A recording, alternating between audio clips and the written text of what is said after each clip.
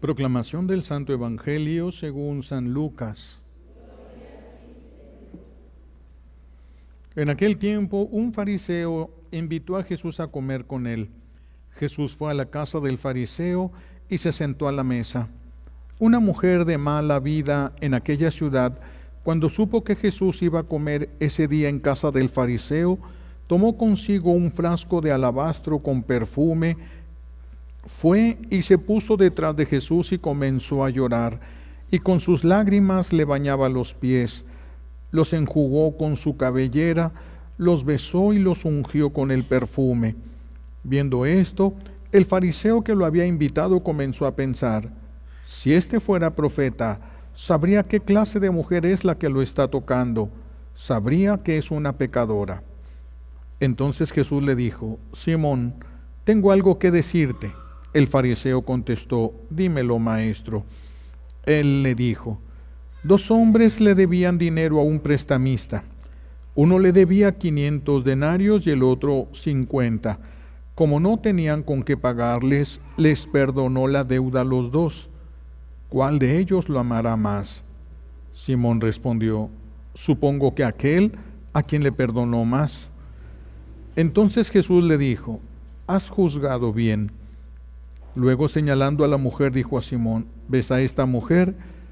Entré en tu casa y tú no me ofreciste agua para los pies, mientras que ella me los ha bañado con sus lágrimas y me los ha enjugado con sus cabellos.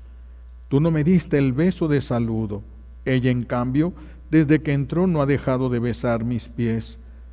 Tú no ungiste con aceite mi cabeza. Ella, en cambio, me ha ungido los pies con perfume. Por lo cual yo te digo, sus pecados, que son muchos, le han quedado perdonados, porque ha amado mucho. En cambio, al que poco se le perdona, poco ama. Luego le dijo a la mujer: tus pecados te han quedado perdonados. Los invitados empezaron a preguntarse a sí mismos: ¿quién es este que hasta los pecados perdona? Jesús le dijo a la mujer: tu fe te ha salvado, vete en paz. Palabra del Señor. Siéntense, por favor. Gracias. Gracias.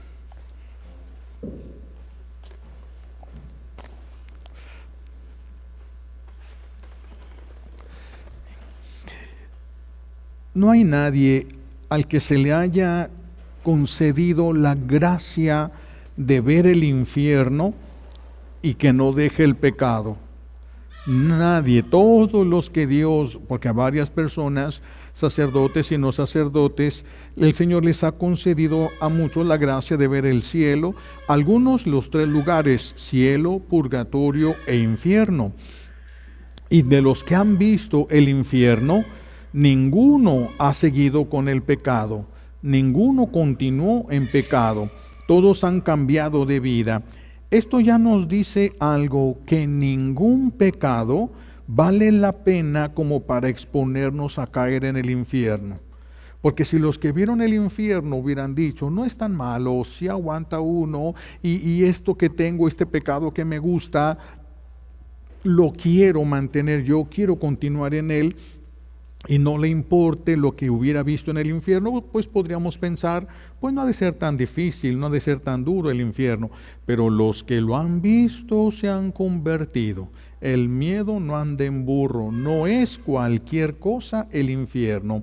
Si el Señor nos lo concediera a nosotros, si nosotros pues, nos concediera como aquella, no recuerdo, se me ha olvidado mucho ese nombre, de aquella mujer dedicada a la prostitución, que Dios manda un ángel, la toma en cuerpo y alma, espíritu, todo, se la lleva, es un arrebatamiento, ¿verdad? Se le llama, se la lleva el Señor, el ángel, y la lleva al infierno y le dice: este es el lugar donde vas a vivir si no te conviertes. Por supuesto que se levanta de ahí, se sale, deja todo pecado, incluso pidió en un convento que le permitieran estar, no con las monjitas, en un rincón, allá ella sola, llorando sus pecados, allá ella sola, ¿verdad? En su camino de conversión. Y la dejaron, curiosamente la dejaron a ella irse a una esquina, ahí se hizo una especie de cuevita y estaba, pero de repente se desaparecía y cuando volvía a aparecer estaba oliendo a azufre, cabello quemado, partes de la ropa quemada y ella temblando, ¿verdad? Temblando del pavor, del terror de que el ángel volvía, la volvía a agarrar y se la llevaba al infierno. Aquí es donde vas a estar si no perseveras en la conversión. Por supuesto, el que ve el infierno deja el pecado porque lo deja. Si a nosotros se nos concediera la gracia de ver el infierno, tal vez nos convertiríamos de la noche a la mañana. De la noche a la mañana. Entonces, hay personas que también se han convertido por esto, por esta razón, por el miedo al castigo, por el miedo al infierno. Esa conversión no es perfecta. Pero vamos a ver, un arrepentimiento de los pecados por miedo al infierno se le llama atrición.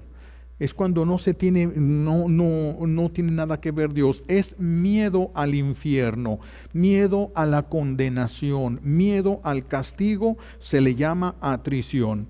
La atrición, aunque no es perfecta, el amor de Dios lo ha llevado a que lo acepte. Acepta un arrepentimiento por miedo al infierno. Acepta el Señor, recibe a la persona. También porque es un punto de encuentro de las dos voluntades. Dios no quiere que se vaya al infierno y esa persona no se quiere ir al infierno. Y entonces el Señor permite que a través de la atrición la persona tenga la oportunidad de la salvación. Esto sucede a veces en el momento mismo en que está la persona muriendo, está sufriendo, está en agonía y el miedo, el pavor de condenarse hace que la persona se arrepienta de sus males, quiera convertirse, clame a la misericordia de Dios y Dios le hace caso, Dios le perdona, Dios le recibe. Ese arrepentimiento, aunque no es perfecto, porque solamente lo que quiere es evitar el sufrimiento. Esto sucede en muchos casos, en la palabra de Dios también lo vemos. Los ninivitas es un gran ejemplo de esto. Dios manda decirles a través de su profeta que la ciudad va a ser destruida y los ninivitas hacen ayuno, hacen sacrificio, dejan el pecado, empiezan un camino de conversión y no se da el castigo. No se da, pero fue una conversión movida por el miedo al castigo, Y Dios toma ese arrepentimiento imperfecto y cancela el castigo.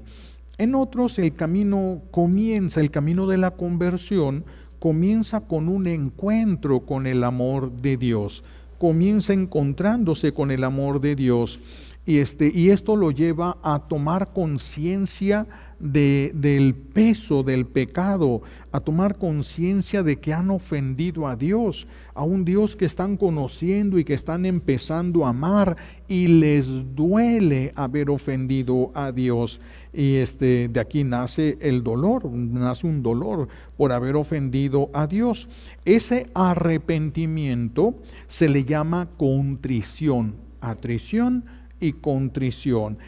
La contrición, por supuesto, que es un arrepentimiento perfecto porque es por amor a Dios, no es por miedo al infierno, es por amor a Dios. Es el caso que escuchamos hoy en el Evangelio, es la mujer que se tira a los pies de Jesús y que le está llorando por sus pecados, las lágrimas caen en los pies de Jesús y se los enjuga. Enjugar es como absorber un poco el agua que estaba ahí, que en este caso eran sus lágrimas. Está haciendo esto la mujer, es por amor, no lo hizo por temor. Se cree algunos dicen que no, algunos dicen que es muy probable que sea María Magdalena. Muchos dicen que no, pero sí hay muchas posibilidades que sea María Magdalena, porque esta mujer se metió a la casa del fariseo. no cualquier mujer la hubieran dejado que se metiera a la casa de un fariseo, y menos que se le acercara ahí a Jesús. Pero entró con tanta familiaridad, entró porque entró y sin pedir permiso, y por eso se cree que era una mujer, era precisamente ella, María Magdalena. El arrepentimiento ya es un paso que se da y que nos lleva a la penitencia.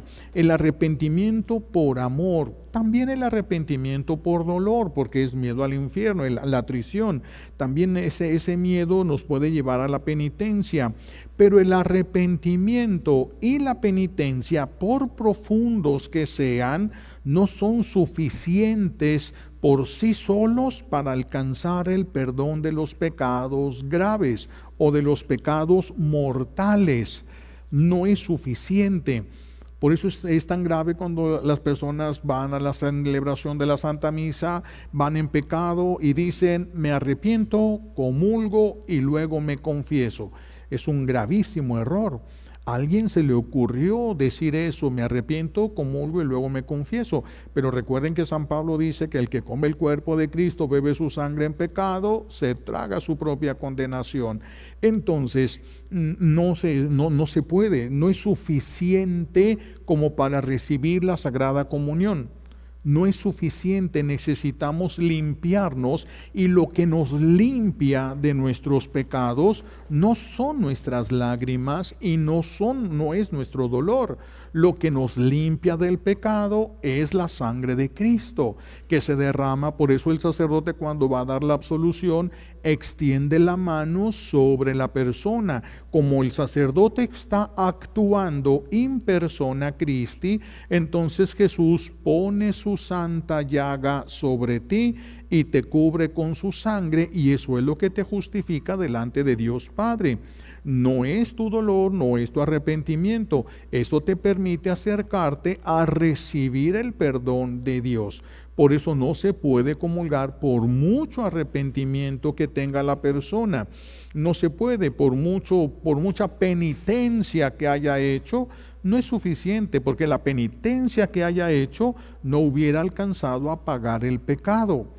Entonces, como no hubiera alcanzado a pagar el pecado, no puede la persona, no puede comulgar. Pero si es una persona que está en peligro de muerte, otra persona que esté cerca le puede ayudar a que tenga un arrepentimiento, le puede invitar a que se arrepienta de sus pecados, a que confíe en la misericordia de Dios, que pida perdón. Y si la persona pide perdón, es suficiente eso como para poder alcanzar la salvación, como para evitar el infierno. No estoy hablando de entrar al cielo. No estoy hablando de entrar al cielo, sino de poder evitar la condenación. Pero le va a haber faltado con la confesión de los pecados. Entonces siempre va a ser necesario buscar el sacramento de la confesión, por mucho que sea nuestro arrepentimiento y por mucha que sea nuestra penitencia. El arrepentimiento y la penitencia entonces necesitan del sacramento de la reconciliación o confesión, así es como se le puede llamar. Y el sacramento de la reconciliación, para su validez, necesita del arrepentimiento. Necesita que la persona verdaderamente quiera dejar el pecado. Que pueda o no pueda, ya ese es otro boleto. Aquí lo que se necesita es que la persona quiera, esté dispuesta a dejar el pecado. Si haya hecho alguna penitencia, esto es necesario para la penitencia se va a poner después. ¿Qué es la penitencia que pone el sacerdote? La penitencia que el sacerdote pone te va a ayudar a disminuir el purgatorio. Esa es la penitencia que el sacerdote pone, te ayuda a disminuir el purgatorio. Por eso otras veces se los he dicho, es válido que la persona pida en la confesión, le diga al sacerdote, le pido que me ponga como penitencia esto que le cuesta trabajo, que quiere ofrecer a Dios. Y eso claro que disminuye el purgatorio. Y puede el sacerdote decir, bueno, te pongo esta penitencia y también vas a hacer esto que tú estás diciendo, o si el sacerdote ve que es suficiente eso y sirve como penitencia, se lo puede dejar como penitencia a la persona, ¿sí? Y es necesario, la penitencia forma parte del sacramento de la reconciliación. Es necesario que hagamos la penitencia. Antes, años atrás, cuando la persona se iba a confesar y el sacerdote empezaba diciendo Ave María Purísima, la persona empezaba diciendo si había hecho la penitencia o no. Era muy curioso porque la persona decía, me confesé tal fecha y sí cumplí la penitencia. Porque hay algunos que no la han cumplido, se les olvida, lo quieren dejar para después y ese después nunca llega, se les va olvidando, van amontonando, van dejando incompletas muchas veces el sacramento de la reconciliación. Así de que si al arrepentimiento y penitencia se le añade el amor a Dios, todas las cosas cambian. Si se le añade el amor a Dios y el amor a lo que Dios ama, todas las cosas van a cambiar mucho. Si alguien se arrepiente por temor y se confiesa sus pecados, sí le quedan perdonados, aunque haya sido una atrición, un arrepentimiento, pero imperfecto porque es por miedo al infierno y no por amor a Dios. A pesar de eso, sí le quedan perdonados sus pecados. Sí le quedan. El sacerdote tiene que preguntar, bueno, antes se hacía el acto penitencial. La persona decía todo el acto penitencial delante del sacerdote. Y se debe de hacer. Tiene que haber una expresión donde la persona diga que se arrepiente de sus pecados, pero debe de reparar el daño. No basta con la absolución y con haber cumplido estas normas, necesitamos reparar el daño que hicimos, ¿sí? Lo que nosotros no podemos pagar, eso lo paga Jesús a través del sacramento de la reconciliación. El sacramento de la reconciliación une los pecados que tú le dices a Dios a través del sacerdote. El sacramento los une a Jesús en la cruz y Jesús los paga en la cruz. Pues es importante la confesión. ¿Cada cuándo? Antes de que se te olviden los pecados, porque si a través de la confesión Jesús los va a recibir y los va a pagar, ¿cuándo hay que confesarse? Antes de que corras el riesgo de que se te olvide un pecado. Porque si no lo confiesas, si se te olvida, pues no se lo entregaste a Jesús para que lo pagara, pues lo tendrías que pagar tú. Entonces, por eso se tiene uno que confesar antes de que se corra el peligro de que a uno se le olviden los pecados. Pero se debe de restaurar el daño que nosotros hemos hecho. Eso el sacerdote no lo puede, no tenemos potestad. Yo no tengo potestad sobre todo el tiempo que la persona tenga que pasar en el purgatorio. Tengo potestad sobre algo del purgatorio a través de lo que yo dejo de penitencia. Algo se borra, pero no puedo borrar, no puedo darle una penitencia que borrara todo lo que debe. No se puede. Tiene que reparar el daño que hizo. Tiene que reparar el daño que hizo a la persona. O lo paga en este mundo o lo paga después de morir, pero lo paga. Todos vamos a pagar los pecados en los que hemos caído. Todos vamos a pagar esos pecados. No existe la impunidad con Dios. Todo se tiene que pagar. O se paga antes de morir o se paga después de morir. Nosotros, en nosotros sí hay justicia. Dios va a aplicarnos justicia. En los animales no. Los animales no se mueven por raciocinio, sino que se mueven por instinto. Sí tienen alguna capacidad, unos un poquito más y otros un poquito menos, de inteligencia, pero no es una inteligencia tal que te lleve al conocimiento de Dios. No es una potencia, diría San Ignacio de Loyola. Entonces, si no lo pagamos, nosotros en este mundo lo pagaremos después de muertos. Los animales no, como hemos dicho tantas veces. Si un perro muerde una suegra, no va a ir ni al purgatorio. Pero si ustedes la muerden, ustedes sí. Ustedes irían al purgatorio o al infierno, dependiendo de las circunstancias, dependiendo nosotros si vamos a pagar, o pagamos aquí o pagamos después. Es que se nos hace tan fácil pecar y piensan muchos equivocadamente que después de que se confiesan, ahí se acabó todo. No, no se acabó todo. Ahí no se acabó todo. Necesitas reparar el daño para poder entrar al reino de los cielos. Tienes una deuda con esa persona y dice Jesús que nadie que tenga deudas podrá entrar al cielo hasta que no haya pagado hasta el último centavo. El sacerdote entonces perdona la culpa que nosotros tenemos, pero deja la pena, que es la forma como se va a pagar el daño que hicimos. Si yo te robo dinero a ti, y luego yo le pido perdón a Dios a través del sacerdote, el sacerdote me da la absolución, me perdona que yo tenga que ir al infierno por el robo. Pero si yo me muero en ese momento, yo no puedo entrar al cielo, te debo ese dinero a ti. El sacerdote me perdonó el que yo tenga que ir al infierno por ese pecado, pero yo te lo tengo que pagar, yo tengo que restituirte lo que te quité. Tengo que restituirlo. Si ya se murió la persona a la que yo le robé, pues tendré que buscar. Puedo dar esa cantidad en una iglesia, puedo dar esa cantidad a una familia pobre. Yo puedo decidir y decirle al Señor, esto que voy a hacer es para pagar la deuda que yo tengo, y va pagándose la deuda. Uno puede pagar las deudas aunque la persona se haya ido, aunque la persona se hubiera muerto.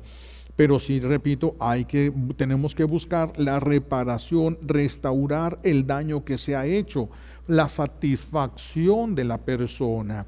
Porque si yo no les pago, si yo les hice un daño a ustedes, si yo les hice sufrir, ¿cómo vamos a estar juntos en el cielo? A ustedes les dolería verme junto de ustedes en el cielo por el daño que yo les hice. Pero si Dios me hace pagar, si ya te pagué, ya no hay nada, no hay deuda, se acabó, ya no tendría la persona por qué estar enojada, molesta, ya no, ya se le pagó. Ya se le pagó y se le pagó de más, entonces ya la persona no tendría razones para estar molesta. Por eso la justicia de Dios es eso. Si yo te robé, yo te hice daño, tú tienes que recibir la restauración de parte mía. Si no te pago aquí y alcanzo misericordia, tendré que ir al purgatorio, que es donde voy a terminar de sufrir, pagándote con sufrimiento. Te hice sufrir, ¿cómo lo voy a pagar? Con sufrimiento. En el purgatorio de nada sirven las monedas y los metales y los papeles con que nosotros nos organizamos para hablar de economías.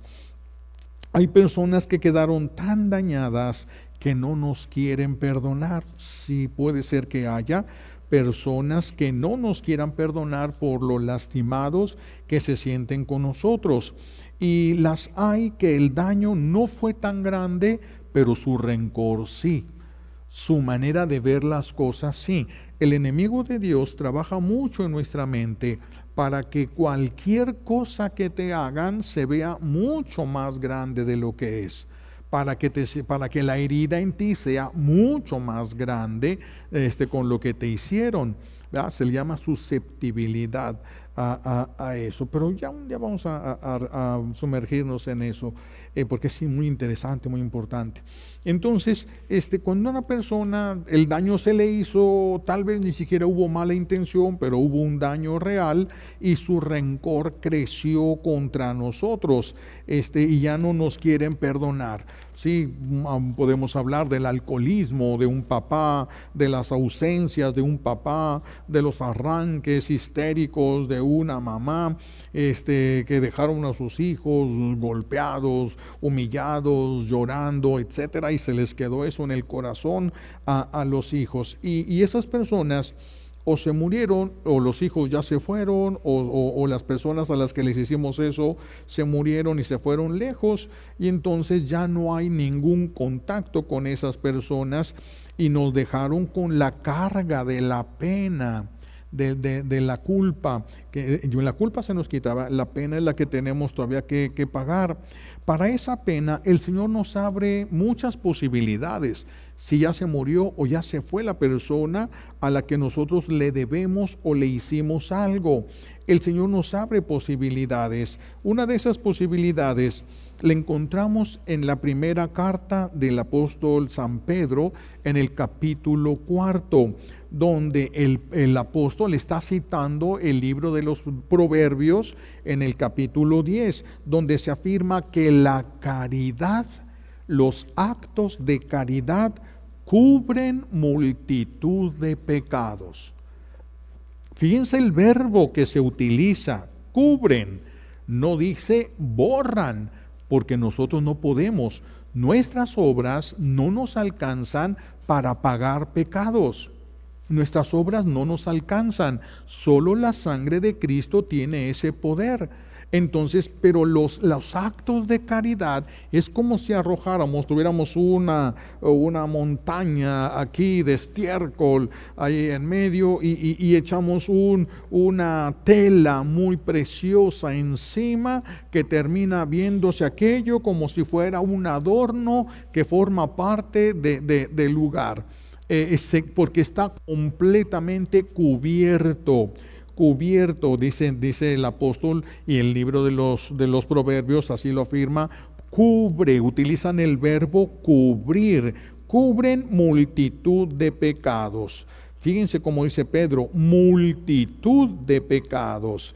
El libro de los Proverbios dice que el amor cubre todas las faltas. Habría que ver qué acto de amor tan grande debería de ser y tan constante. No solamente un acto podría hacer eso, sino una vida entera de caridad. Una vida entera de amor a Dios y de amor al prójimo podría cubrir todo. Pero algunos actos de amor que nosotros hagamos pueden cubrir, dice San Pedro, multitud de pecados. Y esto es lógico, ¿verdad? Porque el pecado, ¿qué es? Es una falta de amor. Una falta de amor a Dios, una falta de amor al prójimo y una falta de amor a nosotros mismos, porque nos estamos exponiendo a sufrir, nos estamos exponiendo a un castigo. Entonces, ¿cómo se repara una falta de amor? Una falta de amor solo se puede reparar con más amor. Solo se puede reparar con más amor. De manera que si nos ha faltado amor para con alguna persona, necesitamos el perdón de Dios, necesitamos el perdón de esa persona, por lo cual necesitamos actos de amor a Dios y actos de amor concretos a esa persona. No solo de palabras, no sirven las palabras, tienen que ser actos de amor concretos que se dirigen a esa persona. El pecado es una falta de amor y solo con actos de amor vamos a poder cubrir esos pecados. Si la persona que nosotros lastimamos, le hicimos algún tipo de daño, nos perdona, entonces disminuye la culpa inmediatamente, disminuye lo que tenemos que pagar, la pena que tenemos que pagar va a disminuir inmediatamente, ¿sí? Ya no se tendría que pagar tanto en el purgatorio. Por eso es tan importante que la persona a la que hemos lastimado nos diga, te perdono. Y en la medida del perdón que la persona nos otorga, en esa medida disminuye la pena que tenemos que pagar por lo que nosotros hicimos. Disminuye, por eso es tan importante decir al Señor, no le tomes en cuenta ese pecado para que no quede.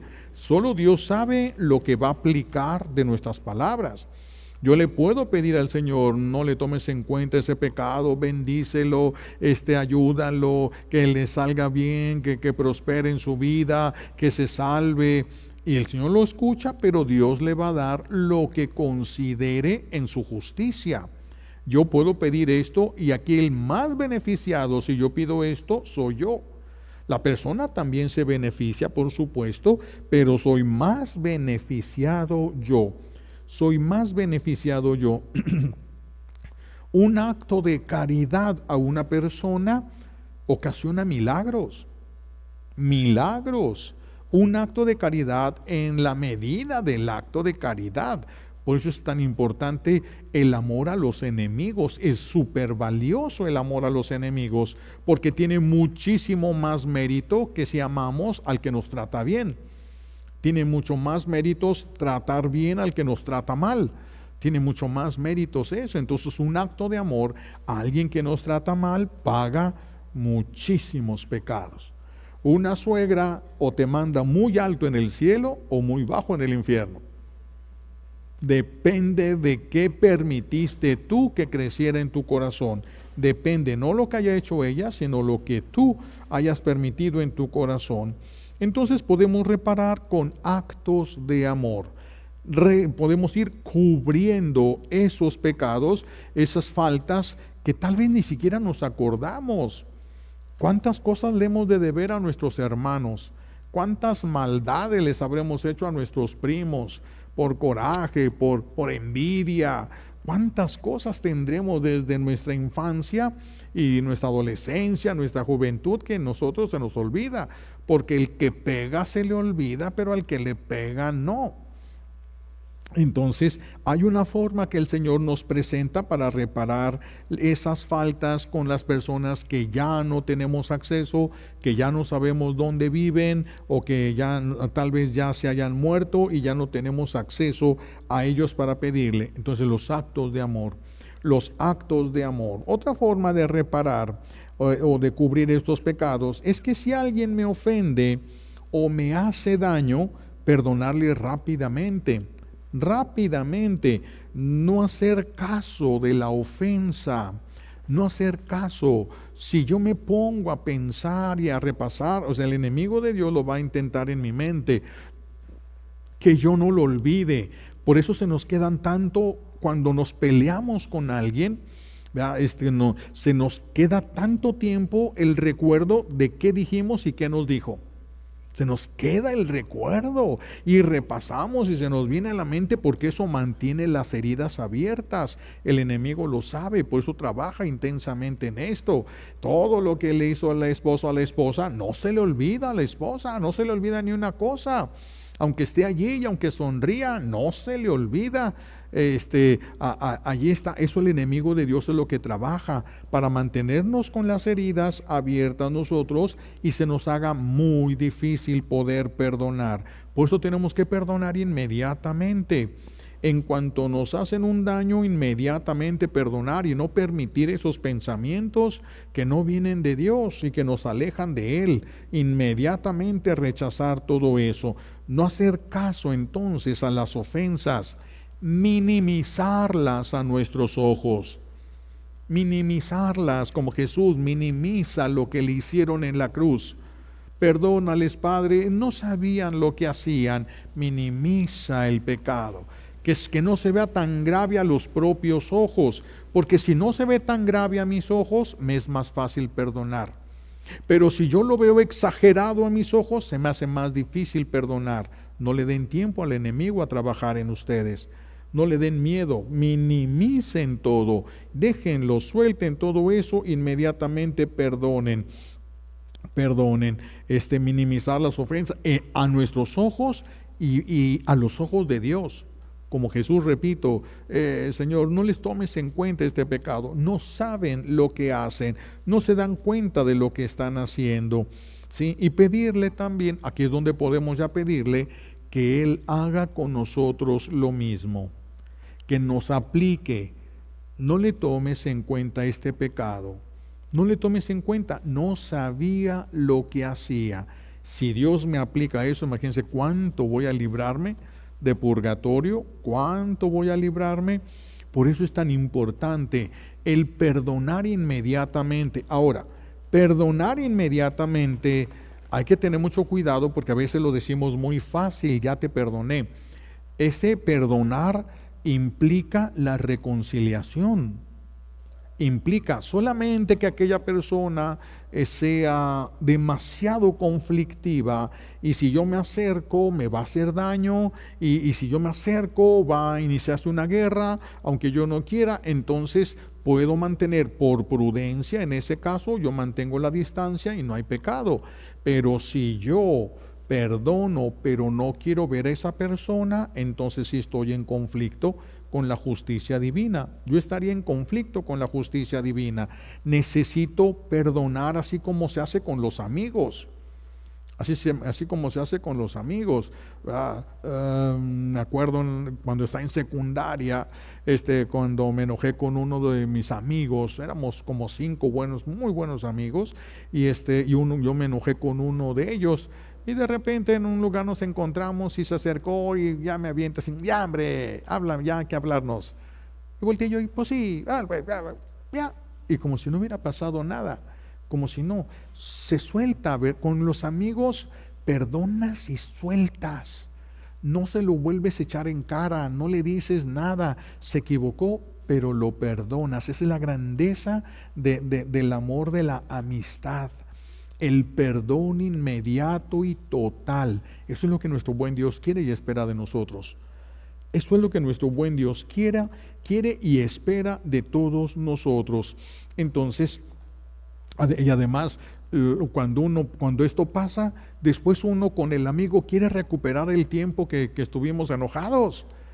Vámonos a jugar ya, vamos a hacer esto, vamos a recuperar el tiempo que estuvimos molestos. Eso es lo que Dios quiere y espera de nosotros. Esa actitud, no de que yo perdono, pero mantengo distancia. Yo sí acepto sus disculpas, pero no quiero que se me acerque. No, necesitamos una reconciliación total. Si no es total, entonces nosotros vamos a quedar obligados a pagar hasta el último centavo.